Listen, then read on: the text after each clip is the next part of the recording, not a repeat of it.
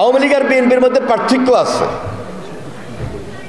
আওয়ামী লীগ লুটপাট করছে, গুম খুন করছে, মোড়লগিরি করছে, করে নাই? এবং জীবনে কোনোদিন নির্বাচন করে তারা ক্ষমতায় আসবে, জনপ্রতিনিধি হয়ে বক্তব্য রাখবে, এটা তারা করার চেষ্টা করে নাই, বিদ্যাঙ্গলি দেখিয়েছে। জনগণকে জিম্মি করেছে, শিক্ষা প্রতিষ্ঠানকে জিম্মি করেছে, এই যে ছাত্র ছাত্রীদেরকে জিম্মি করেছে, জিম্মি করে তারা লুটপাটের স্বর্গরাজ্য তৈরি করেছে।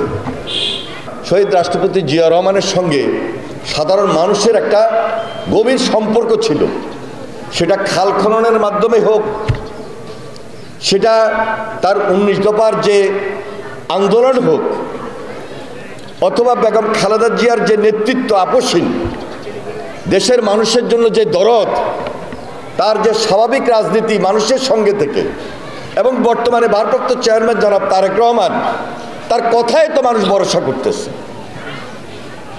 তিনি কাউকে প্রশ্রয় দিবেন, তার কথার মধ্যে পরিষ্কার না, ওই সুযোগ দেওয়া হবে না। এখানে হলো আওয়ামী লীগ এবং বিএনপির পার্থক্য।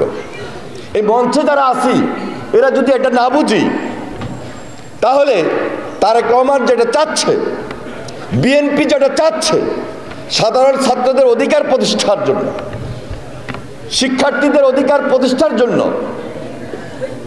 এই স্কুলের ঐতিহ্যকে ধারণ করার জন্য, এটা কিন্তু আমাদের পক্ষে সম্ভব। আমরা করতে পারি, আমরা দেখিয়ে দিতে পারি।